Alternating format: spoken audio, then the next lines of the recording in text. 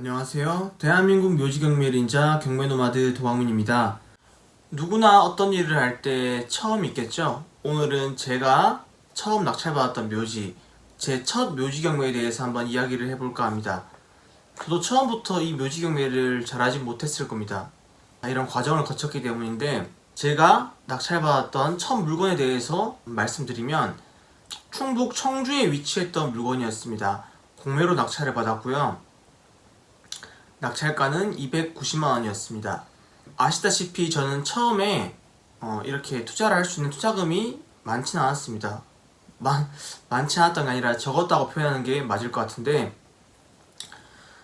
이전에 부동산을 먼저 공부를 하다가 경매를 하게 됐습니다. 그래서 돈 되는 강의를 많이 듣고 돈을 벌고 싶다는 욕망은 굉장히 컸기 때문에, 지방에 사시는 분들은 누구나 공감하시겠지만 지방의 경우에는 부동산 경매 강의에 대한 이런 인프라가 잘 갖춰져 있지 않습니다. 대부분 서울 수도권으로 이동을 해야 되는데 거의 매주 서울을 다니면서 강의를 들었던 것 같습니다. 지금 내가 돈이 없더라도 이걸 배워놓으면 나중에 언젠간 써먹겠지, 이런 마음으로 많이 들었던 것 같습니다. 거두절미하고 다시 말씀드리면, 첫 낙찰 물건이 공매였는데 저는 입찰을 할 때 두 건의 물건을 입찰했었습니다. 한 건은 제가 말씀드렸던 청주에 위치한 묘지였고, 두 번째는 저 위치는 자세히 기억이 안 나는데 아마 경북이었던 걸로 기억을 합니다. 경북 쪽에 있는 농지였습니다.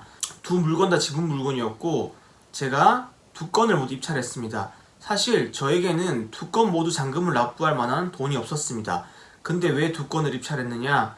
제가 생각하기엔 두 건 중에 하나는 떨어질 거라고 생각을 했기 때문에 일단은 보증금을 돌려받으면 되니까 하나라도 되자라는 마음으로 입찰을 했었습니다. 공매는 통상 목요일날 오전 11시 이후로 결과 발표가 나니까 기다리고 있었는데 카톡으로 알림이 울리는 겁니다. 첫 번째 입찰했던 묘지가 낙찰되었다고 카톡이 왔고, 이제 아내가 굉장히 기뻐하고 있었습니다. 나도 드디어 이제 경매를 시작해본다 기뻐하고 있었는데, 그 기뻐하던 순간도 잠시였고 5분 후에 또 카톡이 오는 겁니다. 두 번째 입찰했던 농지까지 낙찰이 된 겁니다. 그때부터는 고민을 많이 했던 것 같습니다. 나는 지금 두 건의 잔금을 납부할 만한 돈이 없는데 항난을 포기해야 되고, 묘지의 보증금이 20몇만 원이었을 거고, 농지의 경우 제가 알기로 보증금이 한 30만 원 정도 됐던 걸로 기억을 합니다. 둘 중 하나를 포기해야 됐기 때문에 그래도 보증금 30만 원은 내가 잃을 수가 있겠구나 생각을 하고 있었습니다. 그래서 과연 어떤 걸 택하는 게 좋은 선택일까? 사실 저는 이때까지만 해도 묘지에 대한 가능성을 모르고 있었던 상태였기 때문에 둘 중에 좋은 물건을 골라야 한다는 생각에 좀 고민을 했습니다. 지금 생각해보면 저는 묘지를 할 운명이었구나 라고 생각을 하는데, 그 이유가 뭐냐면 제가 했던 고민의 시간이 굉장히 짧았습니다. 한 15분가량? 두 번째 낙찰 축하 카톡을 받고 15분 후에 전화가 한 통 오시더라고요. 자산관리공사에서 제가 낙찰됐던 그 물건이 공유자들이 우선 매수 신청을 했다. 그래서 보증금을 환급을 받을 건지 물어보는 겁니다. 그래서 저는 속으로 그때 야호라고 환호를 질렀던 것 같습니다. 그래서 네, 그러면은 환급을 받겠습니다 라고 하고 저는 돈을 돌려받았고 온전히 제 30만원을 지키면서 첫 번째 묘지에 집중할 수 있게 되었던 거죠. 공매의 경우 잔금 납부 기일이 낙찰가가 3천만원 미만일 때 일주일입니다. 굉장히 짧죠? 잔금을 납부하고 등기 과정도 준비를 해야 되는데, 낙찰되는 건 좋은데 그 다음에 제가 뭘 해야 될지 하나도 모르겠는 겁니다. 공부는 많이 했는데 이론상의 지식만 있고 내가 실전에 뭘 해야 될지 이걸 하나도 모르니까 그때부터 좀 막막했던 것 같고, 그리고 제일 중요했던 건 과연 이게 정말 될까라는 생각이 제일 컸던 것 같습니다. 일단 내가 납부했던 돈이 있으니까 잔금을 납부하고 등기 과정까지 다 했습니다. 하고 나서 어떻게 해야 되지? 라는 생각도 많이 들었었고, 지금 생각하면 다행이었던 게 청주와 세종의 거리가 차로 30분, 40분만 이동하면 되기 때문에 그때는 낙찰 받고 나서 굉장히 많이 물건지를 왔다 갔다 그랬던 것 같습니다.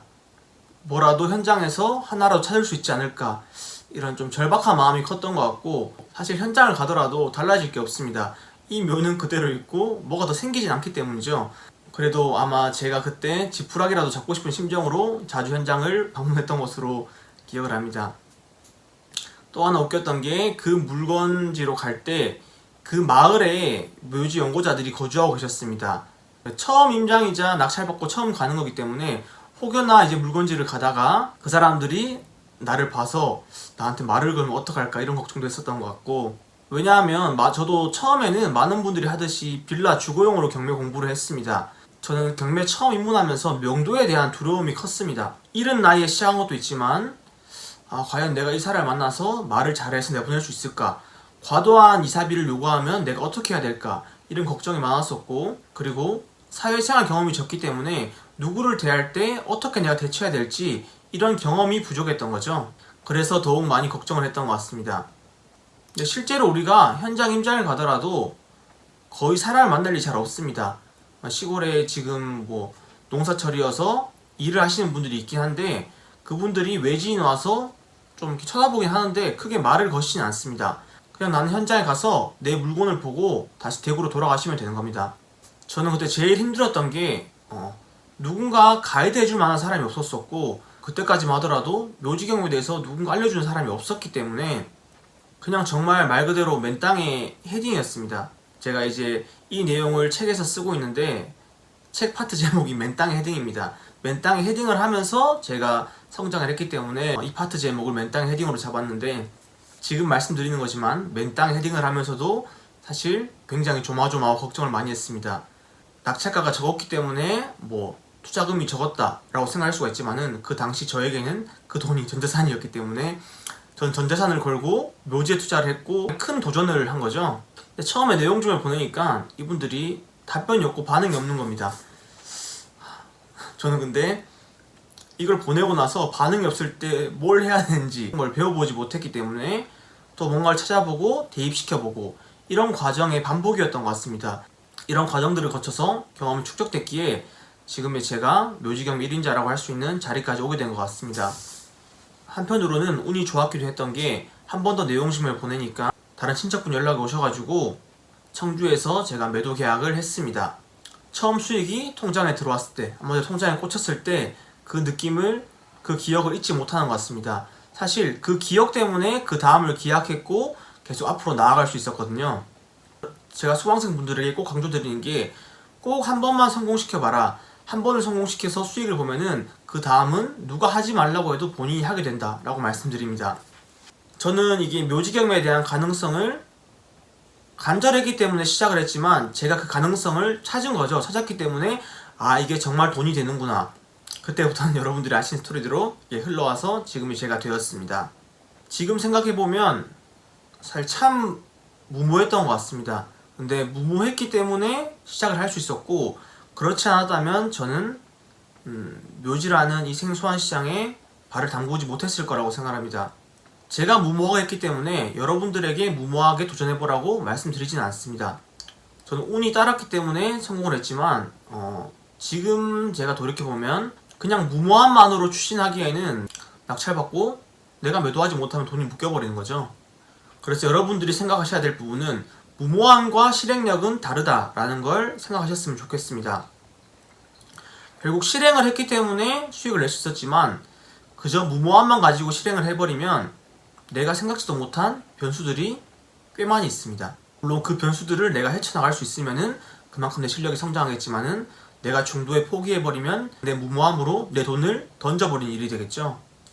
그러니까 이 영상을 찍으면서 제 처음 물건에 대해 생각을 하다 보니까 감회가 좀 많이 남달랐던 것 같습니다. 그때 정말 간절하고 여유가 없었기 때문에 묘를 찾아다녔지만 그 덕에 저는 묘지경매라는 분야에 발을 들일 수 있었고, 그때와는 비교가 안 되게 여유가 생겼고, 또한 여러분들 또한 만나게 되었으니 참 감사하구나 라고 느낍니다. 앞으로도 여러분들이 묘지경매를 하신 데 있어서 제가 많은 도움이 되었으면 좋겠습니다. 이상 짧게 제 첫 묘지에 대해서 말씀드려봤고요. 이상 영상은 여기서 마치도록 하겠습니다. 지금까지 대한민국 묘지경매 1인자 경매노마드 도광민이었습니다. 감사합니다.